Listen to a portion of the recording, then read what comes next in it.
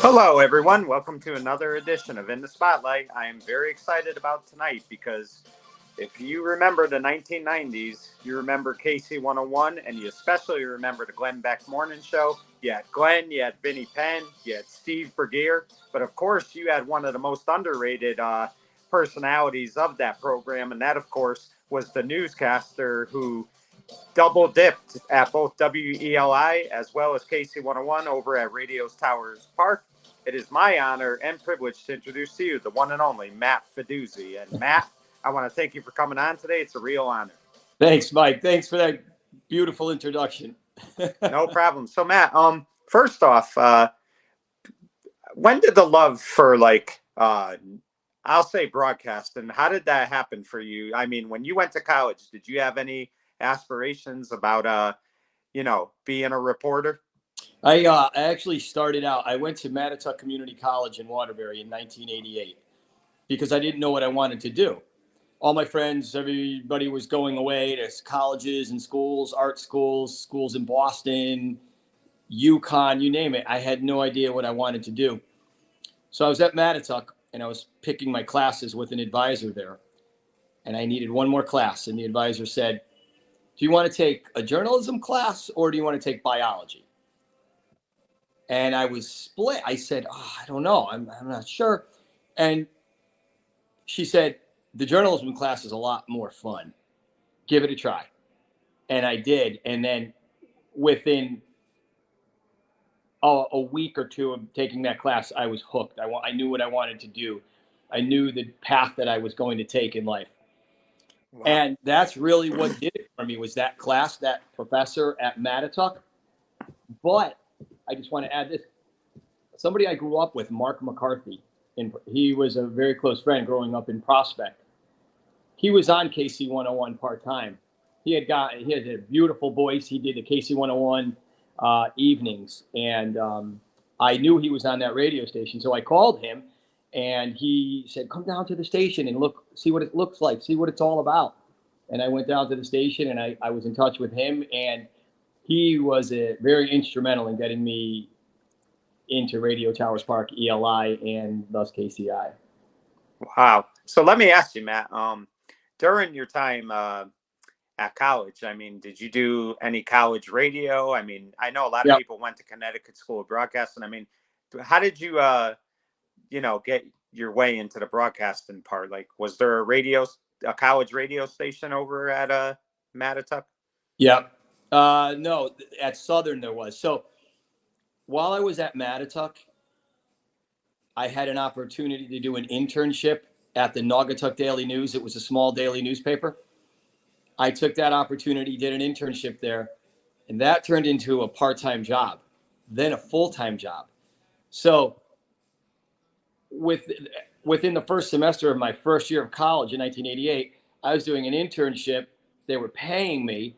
And I was going to school, and then after school, I would go right to the Naugatuck Daily News. That's how I really learned to be a reporter, is working for the Naugatuck Daily News. I would go out and cover 2 and 3 stories. I had my own camera. I would take pictures of whatever I was doing. I would cover zoning board meetings, murders, arsons, fires, police shootings. I covered it all. And I did that for probably 2 years at the Naugatuck Daily News. So I had this big scrapbook of stories that I had accumulated, and I needed to go to a journalism school after that. I knew I had to get my 4-year degree somewhere. So I took my scrapbook and all my articles, and I went to Southern, and I met with Jerry Dunkley, who was the chair of the journalism department, and he looked over all my stories, and I sat with him for about 2 hours, and I enrolled in that program. And to answer your question, yeah, there was a radio station there. I knew I wanted to make the jump from print into broadcasting. So that's what I did. Right. And I got involved with the radio station at Southern, and I was the news director there. And I would go up every morning to the radio station. I think there were about 5 listeners. But every morning I would get up, go, and I would do the news, record it, and they would play that newscast. It was a 60-second newscast. They would play it throughout the day, but it was a good place to start and really learn how to be on the air and talk and communicate. So yeah, I joined. I got involved with the radio station at Southern, and that was really helpful. Right. And Matt, you talked about print before, and it's very important because one of the things I know that they were big at WELI is not only what you could do on the air, but they wanted to see how you wrote your stories because it was important to, when you're reporting the news, to have a good story and not, just be lazy with doing it. So they really encourage that. So tell me, how important is it when you're covering a news story to make sure that your stories are just as good as your on-air performance? It's critical. That's what I learned in journalism school at Southern, is how to, if you're a newspaper reporter, you have space and time. You could write and put a lot of detail into the story and background into the story. For news, for radio news, those stories had to be 60 seconds. So everything had to be under 60 seconds. So I had to make and get all the relevant information, all the important facts into 60 seconds, almost every single time. And I learned that in journalism school. But it's very, very important. And learning how to cram. I just learned real easy and quick and fast how to cram everything in. And that was always the goal. If my stories were ever over 60, the news director, whoever it was at the time, would erase it, tell me to do it over, rewrite it. But writing was critical, and understanding situations was very important too, because you got to get all the right information, right? You can't just make it up, or you can't just assume. It had to be accurate all the time. So it was that's the challenge, and I think news radio is getting all that information in. I think they do 30-second stories now. I listen to News 88 and 1010 Wins. Those are like 30-second stories. They're jamming all that information in 30 seconds. But I had to do it in 60 seconds. So it was, yeah. Yeah. So let me ask you, Matt, and we'll get to more of your career at ELI and KC101. But I know, you always look so smooth when you were out there. When you were doing the college radio, I mean, were you nervous in the beginning when you were reading news bits, or were you pretty confident when you were on the air? Very nervous. I was very, very nervous. They really, at that time, there was one news guy, and he was pretty good. He was a senior, so he was going to be graduating. And I think I was just about the only one that was interested in doing news and starting a news department at the radio station at Southern. And Jerry Dunkley helped me come up with some ideas, and we would sit in his office and talk about how we're going to do it and what we're going to do about it. I'll never forget. So I was very nervous, to answer your question, and I was anxious. I always felt anxious, and I was reading news, and I would do sports as well. I would read the sports scores, and I read the sports scores, and I would write it out, and I would read it, and I wrote the Red Sox beat the Yankees zip 3, and it went over the air. And one of the guys, that senior who was at the radio station, his name was Eddie. He was such a nice guy. He never let me live it down. Years later, he would always say zip 3, and then he would leave me voicemails years and years later. Hey, it's Eddie. I just want to check in. Zip 3. But it was very nerve-wracking. It was very difficult in the beginning. Really, really hard and stressful. Now let me ask you. I mean, you just brought up sports, and you had to cover it. But I mean, were you a sports fan growing up, or was sports something that you had to kind of learn as you were on the job? Yeah, I always liked sports. I was more into music and, skiing, and, I wasn't a big sports follower. I like sports. I like baseball, hockey, like football, but I wasn't a huge sports fan. Right. I was more into news. I was more into what was happening in communities and societies and in government, and how government was working in New Haven and why it wasn't working for people. And I got more of a thrill going to a 5-alarm fire or an issue. I've covered so many issues, so many things over the years. Whenever there was anything going on in the community, I was there. And that excited me a lot more than sports did. Yeah, definitely. So If I do my math correctly, Matt, and I apologize if I'm wrong, you graduated from college 92 or 93? Actually, 94. 94. Okay. So, um, what would you say ELI was, or Radio Towers Park was your first job when you got out of college, or did you go somewhere first before that? So the first, the first journalism class, the first week of journalism class at Southern, I forgot what year it was, maybe 91 or 2. John DeAndre, who was the assistant news director at WELI at the time, he came to talk to the class, or the journalism class. Yeah.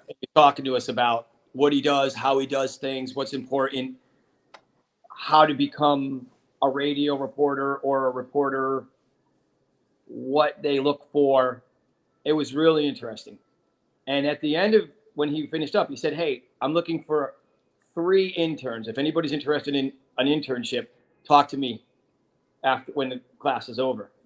As soon as that bell rang, I sprinted up. I ran up as fast as I could to him, introduced myself.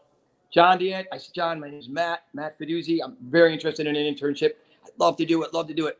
And I got an internship there. And that internship turned into part-time work, covering stories. And then more and more, they gave me more and more stories. And then I got an overnight shift. Somebody had quit, and they offered me the overnight shift, anchoring news from 11 to 5 in the morning. So 11 at night to 5 in the morning. So I did that my whole senior year. Wow. Yeah. And Matt, people don't realize, I mean, that is a tough shift. It's not easy. And 11 to 5, especially because, I mean, 11 o'clock, you start to kind of feel you might be able to get through 1 o'clock in the morning and you're not as tired, but come 1 o'clock, you start to feel it. So it's not easy to do that shift. But I mean, those are the things you have to do to get your foot in the door in any type of field when it comes to radio or TV. So you know that going in, that you may not always have a shift you like. Oh, I did the overnight shift for probably 4 years. I did it for 4 years. Overnights, holidays. I got paid. I think I was making $12,000 a year. Wow. I didn't really, at that point, I didn't think about the money. I didn't really care about the money. I was still living at home in Prospect. Money wasn't the issue. I looked at it as experience, and I looked at it as a stepping stone to get to New York City, because that was my ultimate goal. I want to be a news reporter, radio news reporter in New York City, which I ultimately did. But at that time in the beginning, I wasn't worried about the $12,000. It wasn't easy. Couldn't do a whole lot. Thank God I was still living at home, but the $12,000 was difficult.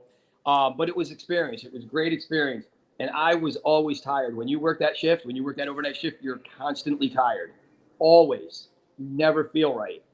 Yeah. But it was difficult. But looking back, it was great experience.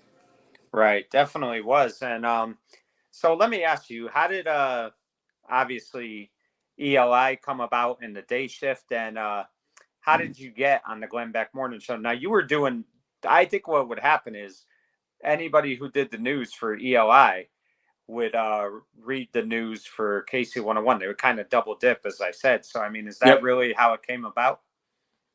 This is how it came about. So the guy who was doing the news for KC101 at the time, his name was Richard Price. Yeah. He come from WTIC. Love, great guy, great voice, awesome news guy, amazing. He had given his 2 weeks. He's like, I'm going back to TIC. So he was at ELI and KC101 for probably a couple of years. And then he said, hey, I'm going to go back to TIC. It's closer to my house, and whatever. So at that time, I was doing just ELI news. I went to Waterbury and covered a story. Some guy locked his son in the trunk of his car, and he got busted. He got arrested. So he was having his court date in Waterbury. And I was there with my WELI mic flag and mic, and I was there, and I was ready to go. When this guy came out of the courthouse, I pushed every reporter out of the way. Get out of the, and I got right up into his face. And I asked him, I said, why'd you lock your son in the trunk of the car? And he didn't answer me. I said, why'd you lock your son in the trunk of the car? He didn't answer me. And I said, how would you like it if somebody locked you in the trunk of the car? How would you like it?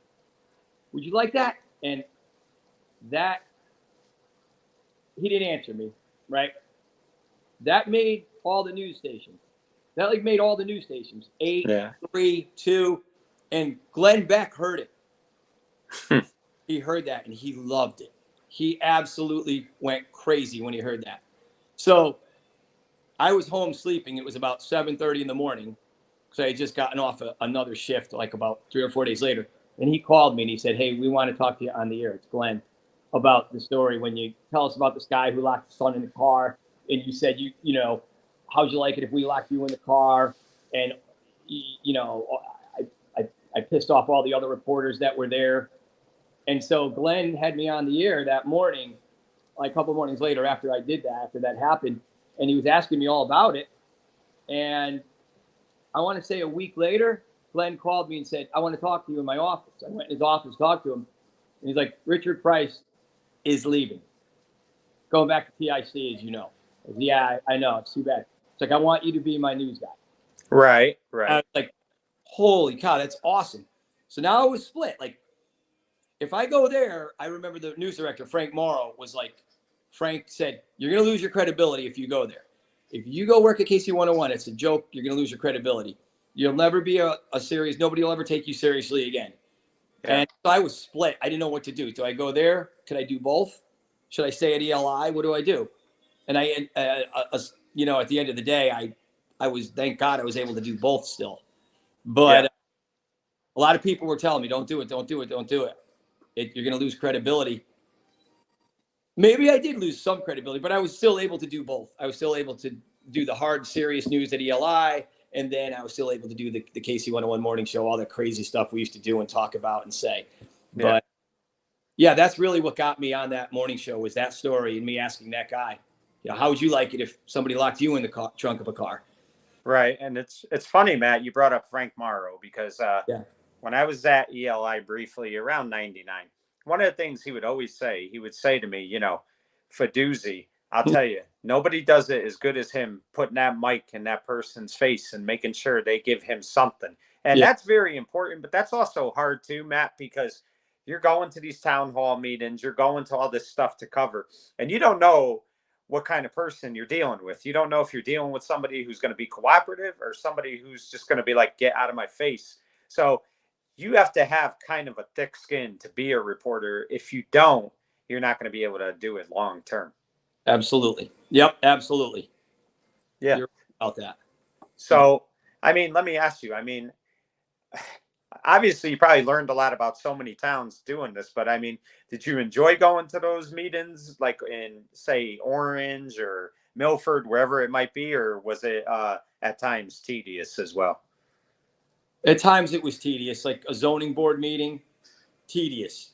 Yeah. Things very boring. That kind of stuff was not interesting. I would cover it and I would get all the facts and try to jam them into a 60-second, you know, radio story. But it was tedious. The other stuff was really interesting to me. Everything else was very interesting to me. Government. Yeah. Court, murder, like I said, fire. You know, it sounds crazy, but when you're a news reporter, that's what really is interesting. Trying to get in there and figure out and get as much information on that type of stuff as you can, and then bring it to the public with the utmost accuracy. That really was exciting. I still to this day think about that. I still to this day, when I think about and talk about that stuff, it gets me fired up. It's like I still feel like I'm there when I talk about it. Yeah. And one of the things too that's tough, Matt, about being a reporter and stuff is, I know one of the things you had to do a lot is you had to call the different police stations and see if anything was going on. And a lot of times they got too much going on. They can't really be bothered with questions like that by reporters, but you still have to make the calls. And most of the time they tell you everything's quiet. They're not going to give you a lot. because they're really not sure what's going on yet, and B, there's certain things police officers can't give you. They have to keep things quiet till they know all the facts. So I mean, that going in, that most of those calls you're going to make, you're probably not going to get a lot, but I mean, you still have to do it. I mean, was that part difficult at times? No, that was No. When I was on the overnight,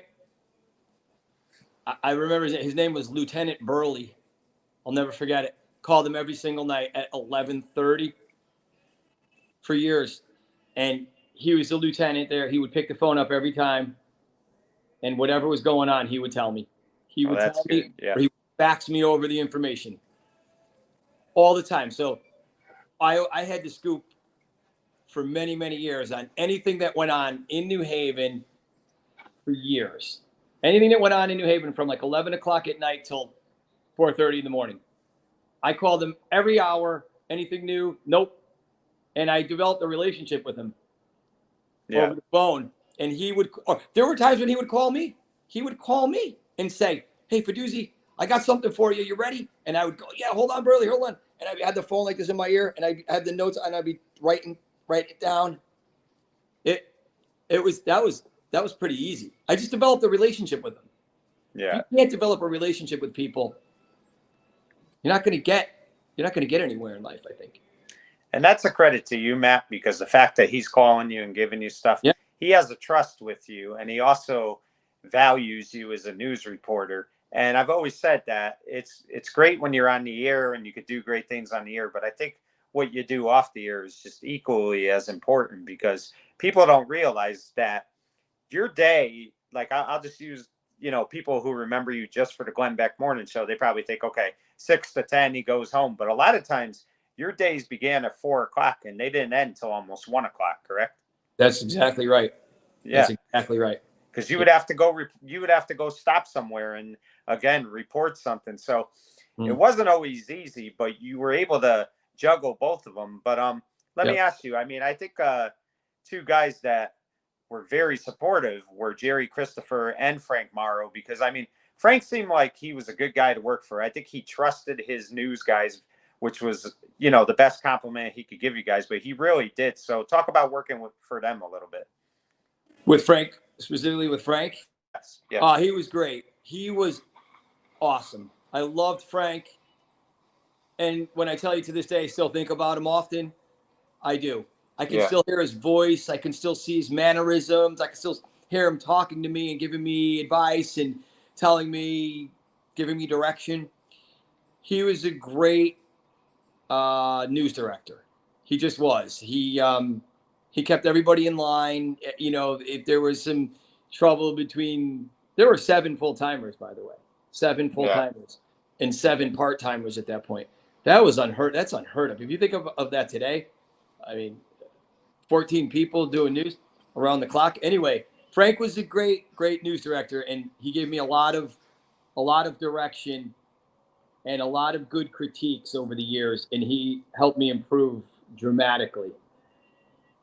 Yeah, he definitely was. And the other thing, Matt, that's interesting, you brought it up as far as like the 7 full-timers, but you knew, like you said, your goal was to get to New York, but there were times you're doing a lot of this work and people don't realize. They probably think, you guys are like Glenn, you're making pretty good money as a DJ, but the money wasn't always great there. And you really had to do stuff outside of ELI and KC101, like events and stuff like that, to kind of substitute for the money that you weren't making there. Absolutely. Yeah, it was tough. Glenn did well because he was the lead guy, and Vinnie Penn did really well after a couple of years. Those 2 guys are extremely talented, extremely funny, witty, and smart. Very, very smart guys. And I wasn't even in their league when it came to, salary. Yeah. So I definitely was way below them. But the other benefits with that were amazing. We had such a fun, exciting life. From 90. I would say 96 to 99. Yeah. 96 to 99. I had a wonderful life. It was fun. It was exciting. we were out in the community. People knew who we were. Because if you think about it, we were really the only game in town. Really, you had Smith and Barber at WPLR. You had our morning show at KC101, and then you had Radio 104.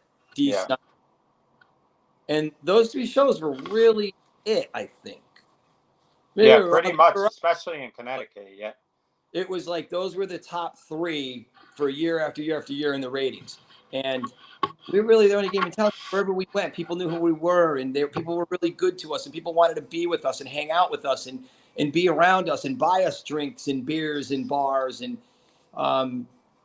it was great. And we went on a lot of vacations that the radio station paid for. We would broadcast like in Jamaica. We went to Atlantis once. Rhode Island or Long Island. Yeah. Yeah. Oh, yeah. That's right. You know more about it. And let me ask you this, Matt. Were you doing news when it was Glenn and Diane, or did you come at when it was more Glenn and Eddie Sabatino and Joy? Yeah, that's when I came in. So Glenn, and Eddie, Matt, one of the great things, that's where I was big into listen. I listened to Glenn and Pat, but I had to go to school a lot, so I didn't hear every show. But it was pretty much when it was Glenn, Eddie, Joy, yourself, and I know obviously Glenn and Vinnie were very popular, but I really enjoyed those guys as well. And I'll never forget the one little bit you guys did where you all took the IQ test together and you beat Eddie Sabatino's score. And he was so mad. He was like, I can't believe Feduzi beat me. But it was things like that that just made that show so much fun to watch. And I always say this about Glenn is that Glenn always utilized the people he had on his show. He would make sure that as much as you knew who Glenn Beck was, you were going to know who Matt Feduzi was. You were going to know who Eddie Sabatino was, and Joy and Coach George DeMayo. He always made sure that everybody knew who these guys were. Oh, definitely. Glenn is a one of a kind. That's why he is so successful and why he's so wealthy and famous is because of his talents. His ability to do exactly what you just said. He's able to do that, He recognized right away. First of all, Stu is Glenn's right-hand man. Stu is just as responsible, in my opinion. I believe Stu is just as responsible for Glenn's success as Glenn is responsible for his own success. Stu was a very smart guy, very savvy at a very early on. He was very good at computers and ideas and coaching Glenn and staying with Glenn. And he gave Glenn a lot of advice. This younger guy, right, Stu, who didn't have any radio experience, I think he got Glenn to where Glenn is today. I think he was very instrumental in getting Glenn to the heights of success that he is today.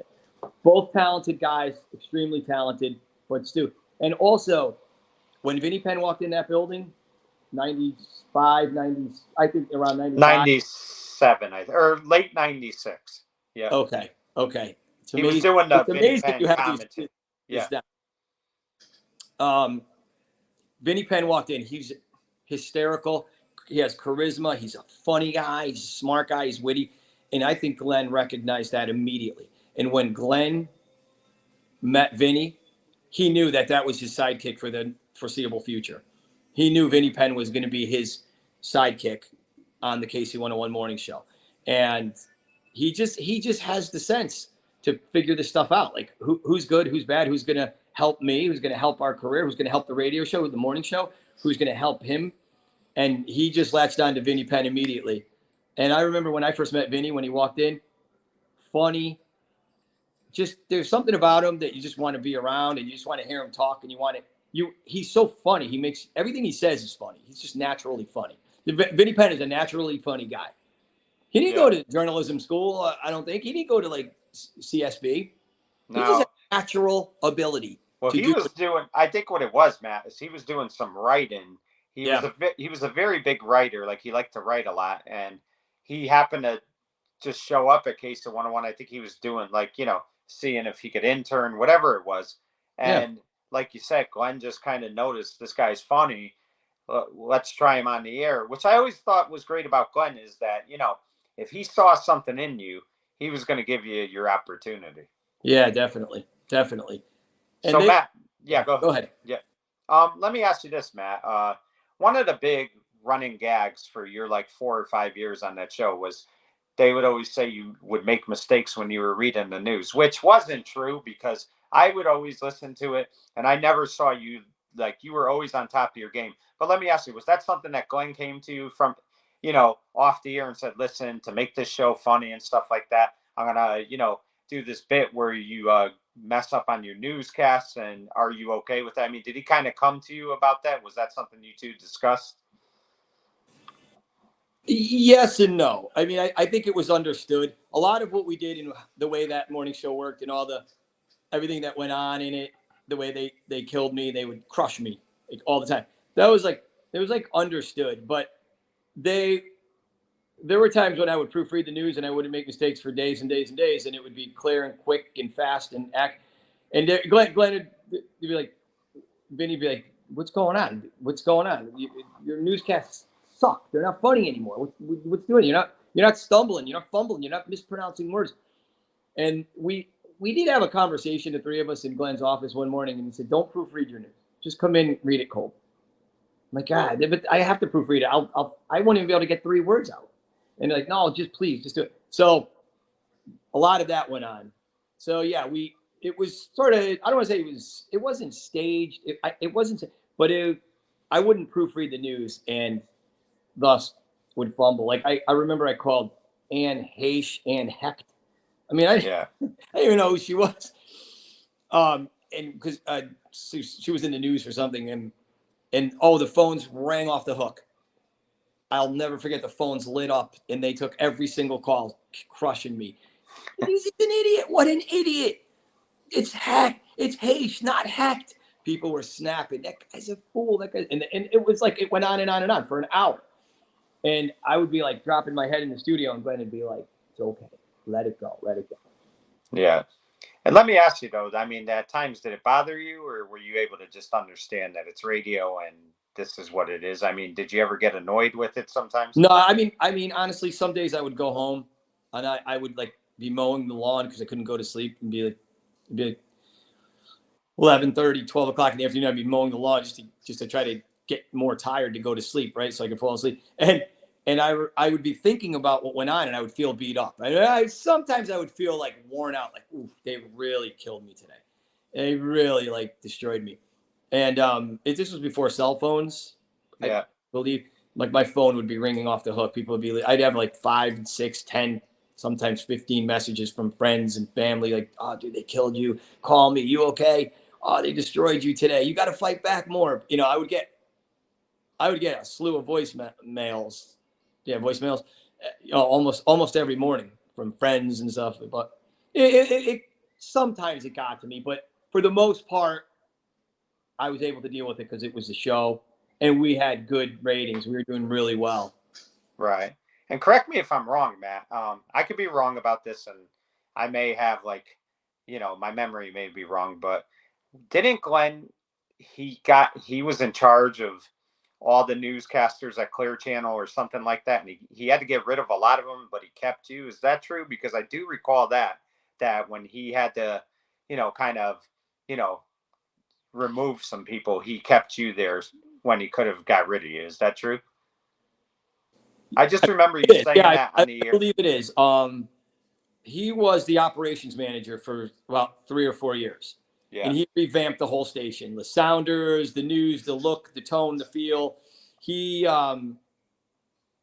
redid the whole station at one point, became operations manager, and he got rid of a lot of people. Why, I don't know. I think he got rid of these people because I think maybe he knew they didn't like him, because he was coming in and he was going to change everything, and he wanted slick, fast sounders, and he wanted quick news. Instead of 60-second news stories, he wanted 35, and he wanted everything tight and quick and slick. And these old timers that were doing news for 15 years were like, oh, this is crazy. He's ruining everything. He's going to destroy the radio station. Why does he want to do this? This isn't news. We're a news station. We're not a top 40 station. So there was like this, between the old news staff, and I think he got rid of them for people who are going to go with the new programming, and weren't going to like buck the system. And yeah, he did definitely kept me around. Thank God. I always got along with them. Thank God. Yeah.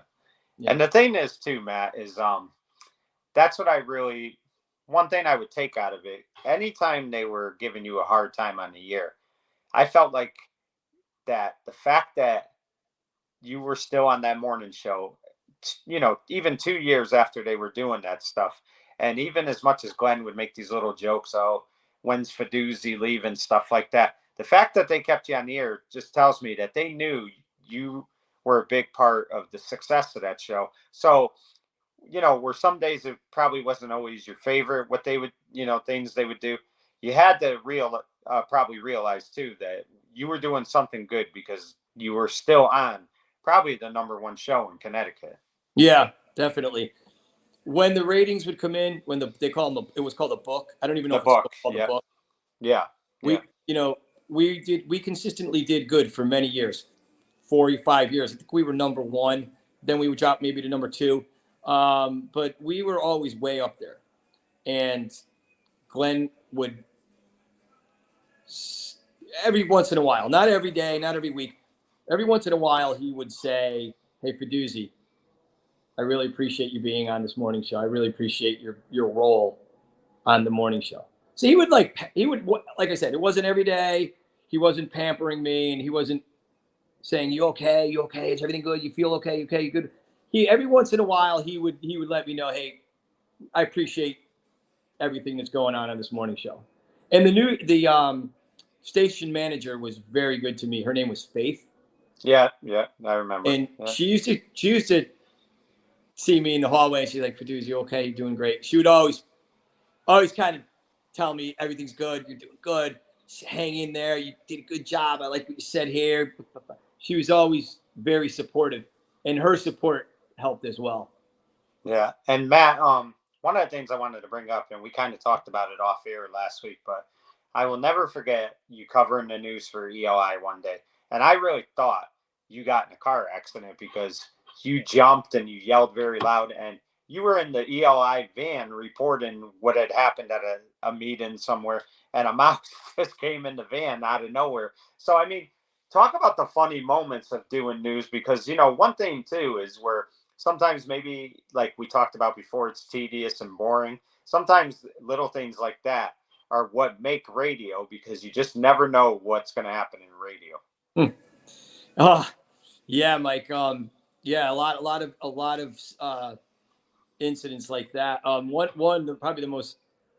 the one that comes to mind is I was doing a news feed. I was on the New Haven Green, parked on New Haven Green in the news van. I just got out of court. There was some big court action. I don't know if it was a murder. I don't know if it was something huge was going on. And I raced back to the news van to do the feed. And I was in the news van and I was ready to go. And I started talking, and a mouse ran across the inside of the van, like right almost across my lap.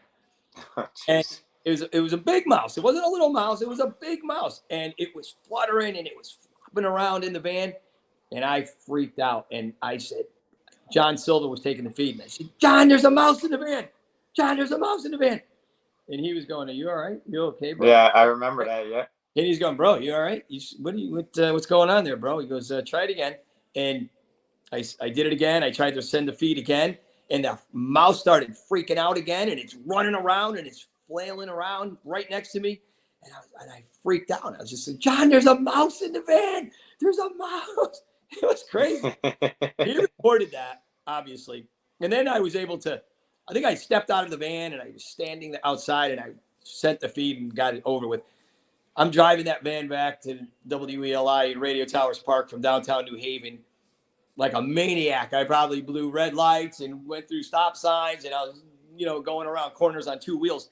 I get back there, but John sent that feed when I was in New York, when I was on the New York station on WOR to Metro Networks, and the Metro Networks guy sent it all over. Morning show, evening shows in New York. They all had it, and they were playing it all for a while. So that was just one of the incidents. I'll never forget that. I would love to hear that audio. I don't know if it's still around. I'm sure it is, but I don't know how I would ever get a hold of it. Yeah, that was something really cool. And Yeah.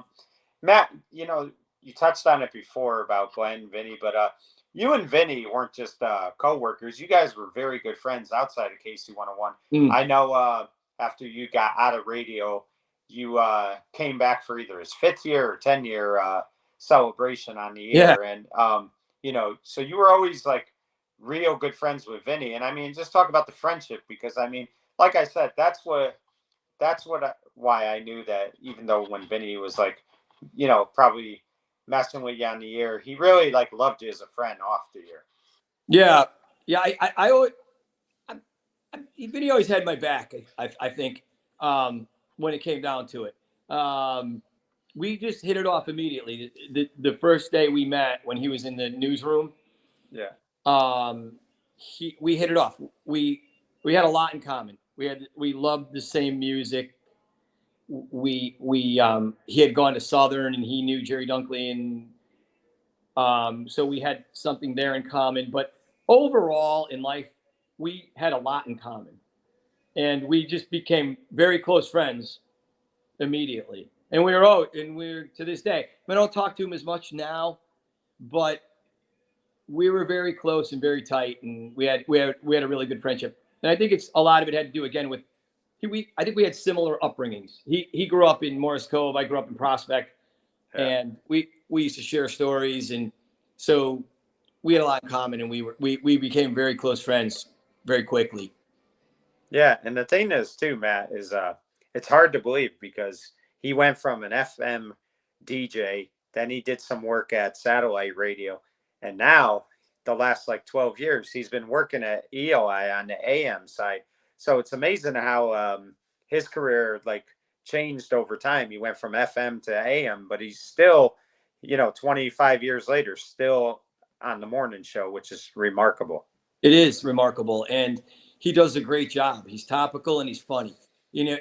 He's relevant. I think the most difficult aspect of you have to be relevant to be successful. I think in radio, in any kind of media, you have to stay relevant, and I think that's the hardest part, is to stay relevant. You got to stay interesting. Can't be old. You've got to be on top of things.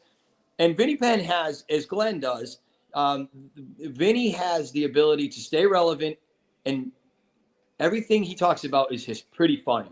It's witty and it's funny. And that's a gift. Like, you can't learn that in journalism. You can't be taught that. That's an innate instinct, if you will, that Vinnie Penn has. Funny, relevant, could tell a great story, make it funny, make it serious. Very, very talented. I still listen to him every morning. Yeah. So Matt, another pretty cool thing that you did at KC101, or tried to do, is you had told the guys you were going to get Bill Clinton on the air, and you went through like a whole week, and it became like a full-time job for you, trying to make calls to get a hold of him. He was the president at the time, but I remember like you were really working like night and day trying to get him on the air. So just talk about trying to. There were cell phones were still fairly new, so you're probably using a landline more than anything. Talk about trying to, land Bill Clinton on the air. That could not have been easy. So I had a connection with a lot of the guests that I got on there, that were on that show. I set up. I got them. I'll go back to Bill Clinton. I got Peter Brady, which was what was his name? Christopher Knight. Yeah. That was Vinnie Penn's idol. Yeah. I remember I got him on the show.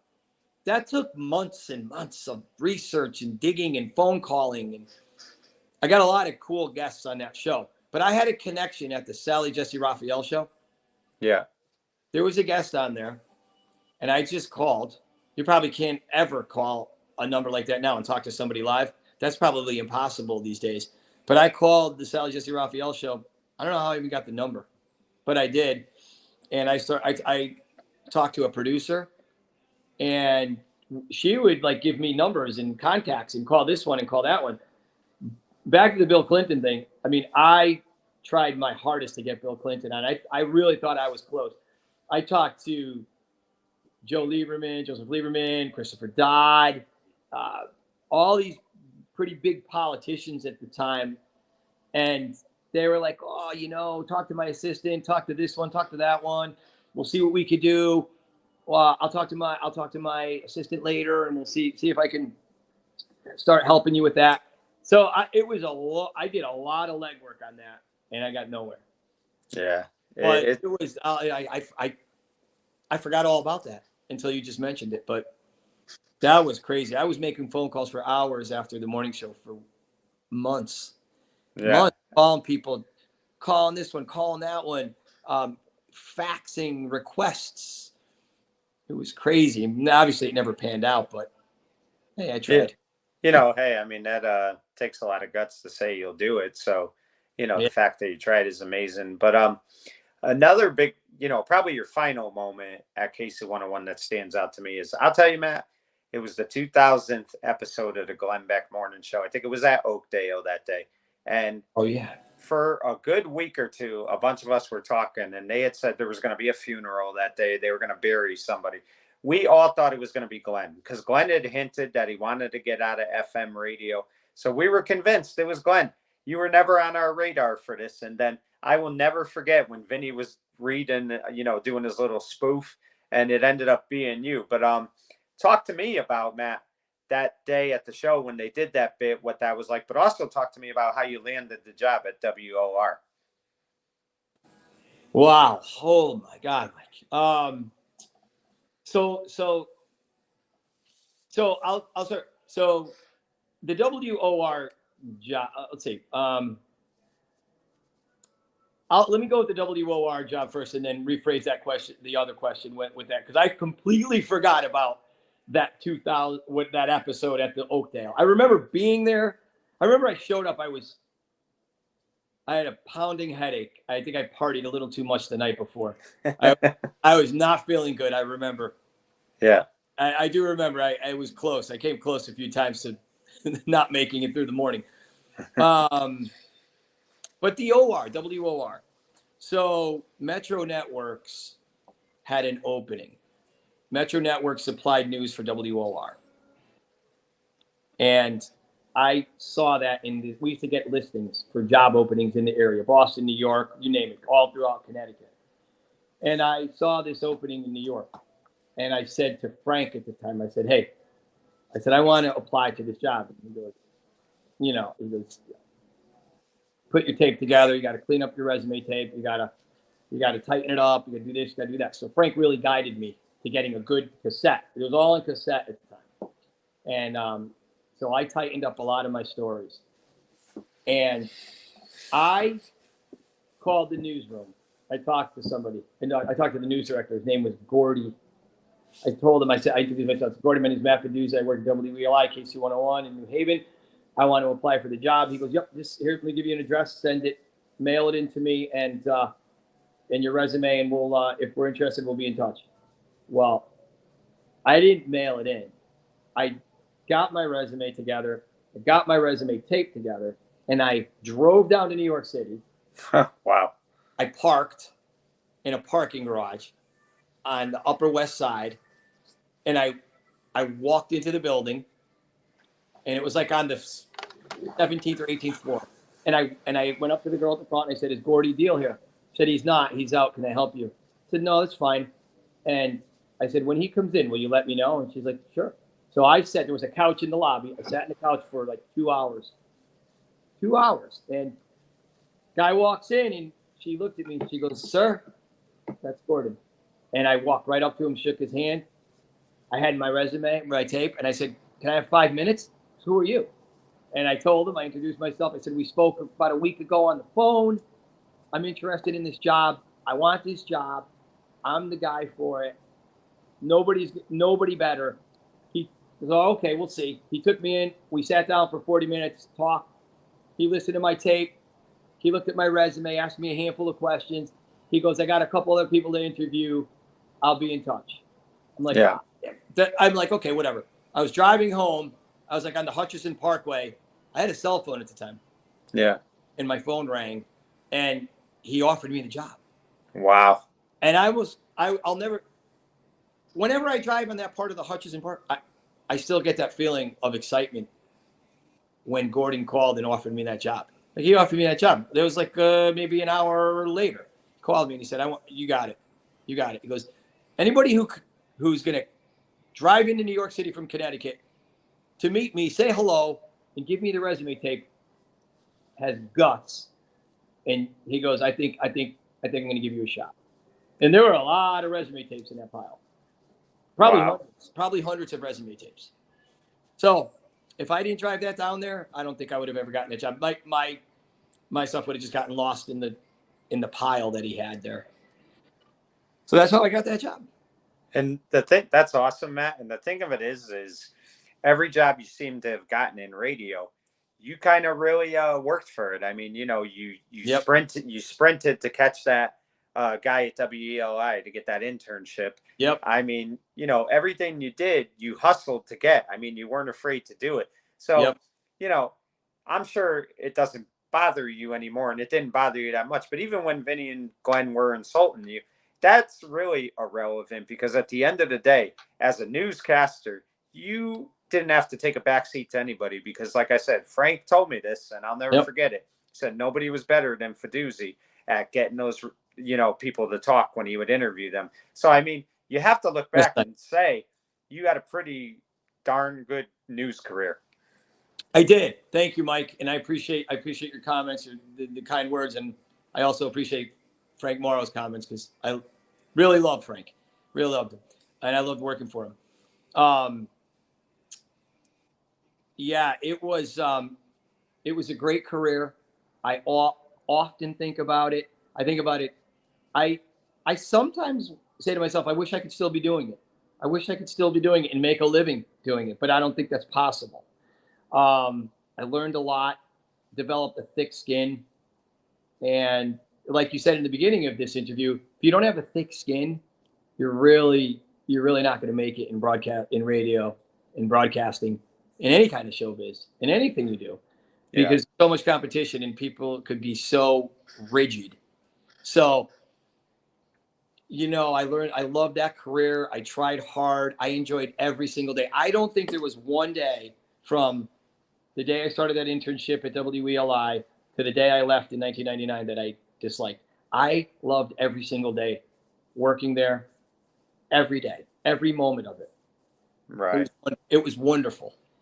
And now, did you know that Glenn and Vinnie were going to do that little funeral bit that they did, like where they announced that you were going to New York? Did you have some idea, or did they kind of surprise you with a lot of it? I think that was a surprise. Yeah. I do. I don't think that was planned. Now that I'm starting to think about it, I don't think it was. I think they put that together. I didn't know about it. I think I remember being caught off guard, too. Now that it's all coming back to me, I was almost speechless. Didn't know what to say. I didn't have any prepared remarks. I didn't compile my thoughts. I was like shocked. Right. It was a little shocking. It was fun. It was exciting, but from what I remember, it was a surprise to me when they mentioned it.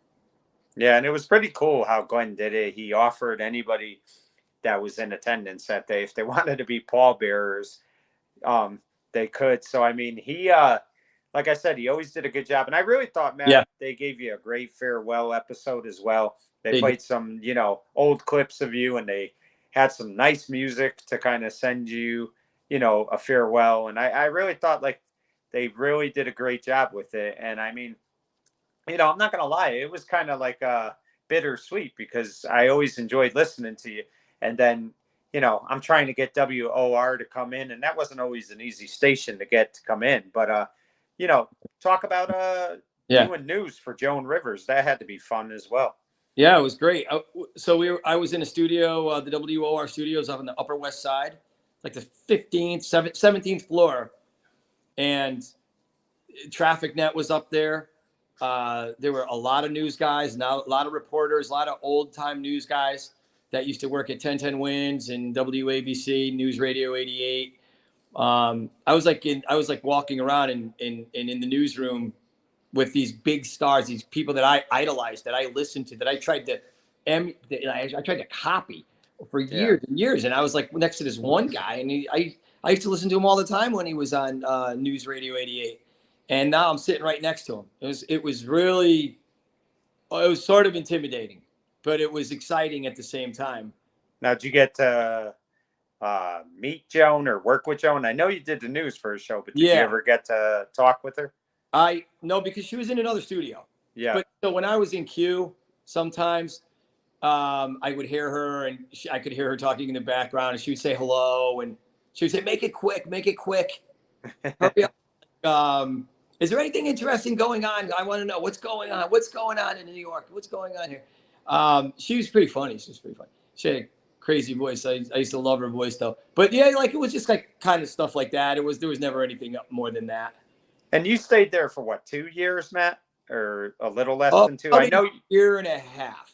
Yeah, was it just? I know you were from the Prospect area. I think like it was a tough change for you to have to leave that area, so you just wanted to be home, correct? Yeah, yeah, definitely. I wanted to be. You know what, really? And at the end of the day, at that point, I was making like $80,000 a year. So I went from like 30 in the mid 30s to like 80 overnight, going to New York City and getting that job. And I thought I hit lotto. I thought, oh my God, this is it. How lucky am I? But when you live in New York City, $80,000 is nothing. Nothing. You could just about afford rent, just about afford to go out to eat maybe once a week. New York City is very expensive, as we all know. And $80,000 was just about getting me by. And I looked around and I said, I want to do better than this. Financially, I want to find a career that's going to do better than $80,000 a year. This was in 1999, which was pretty good for that. If I was living in Connecticut, that would have been wonderful, right? That would have been pretty good, but not in New York City. So I started to think about it, and I just didn't want to go through living in New York. I lived in a very, very small apartment, way downtown on the east side, off of Delancey Street, and I just wasn't into the whole New York scene, taking the subway back and forth every morning and living in this small cramped apartment. It was like a cement box. Yeah. And, I had to pay rent. And then my car was parked in the garage across the street, in the ramp garage, or like the parking garage. That was like $500 a month on top of the rent. So I was like just about keeping my head above water. That's really one of the main reasons why I started to think about doing other things and getting better. Right. So Matt, before we go, what would you say though, looking back on your career, was the most rewarding thing for you? Mike, I think the entire span from the moment I started as an intern at WELI with John DeAndre till the day I quit at WOR in New York was an amazing journey. It was an amazing run. It was an amazing experience. I met so many interesting, cool, and talented people. I covered so many stories, different stories. You name it, I covered it. I enjoyed every second of that news career from the early 90s to 2000. It's hard to pinpoint, but what I can tell you is I learned so much about so many different things: government, the court system, policing, what was working in the community in New Haven at the time and what wasn't working, zoning. It was so interesting. Everything, every story, I loved it all. So it's really hard to pinpoint it, but I will tell you that my entire career as a news guy, and then all the fun we had at KC101 together, it was an amazing experience. And when I tell you I think about it often, I think I do. I think about it, and it brings back such great memories. Well, Matt, I really appreciate you coming on today. It was a real honor, like I said, for me. I thank you for those great years in the 90s, because it was just so fun to listen to you. And I mean, like I said, you were just flawless when it came to covering the news. I really do appreciate everything you brought to radio, But, you also seem like an even better person. And I'm very honored that I was able to meet you today and talk to you. And I really do applaud you for your career. And thank you for coming on again. Thank you, Mike. I appreciate the kind words. Thank you, Matt. Well, there you have it, folks. I became a big fan of KC101 in the 80s, listening to their station. And then, of course, I was a big fan of Glenn and Pat. Then for a while, I wasn't able to listen as much. I was going to school. But around 96, I started listening a lot. And then Matt Feduzi, Vinnie Penn, guys like that, they caught my eye real quick. And the one thing about Matt Feduzi that always stood out to me is he was always well prepared. Every time he went out there, he gave you his very best each and every day and every newscast that he did. He's a remarkable person, and he's a credit to the radio business because he would give you the best news coverage you could possibly ask for. And he brought so much to the Glenn Beck Morning Show. As I mentioned before, he was the same guy that had the guts to say he will try to get President Bill Clinton on. And, he wasn't afraid to fail. He knew that in order to succeed, you had to fail. But Matt Feduzi's legacy in Connecticut radio should never go unnoticed. Yeah, maybe he wasn't Glenn Beck or Vinnie Penn or Pat Gray or Dee Snider. He wasn't the big, DJ jock. But he brought so much to the radio program and to the success of the Glenn Beck Morning Show. And he was one of the most underrated, unsung heroes of that show. We were very lucky as an audience and as fans to have Matt Feduzi on our airwaves every single day and listening to him give us the very best news. He's one of the best people in radio, and it was a real honor listening to him for all those years. For In the Spotlight, I'm Mike Kenichi saying good night, everyone.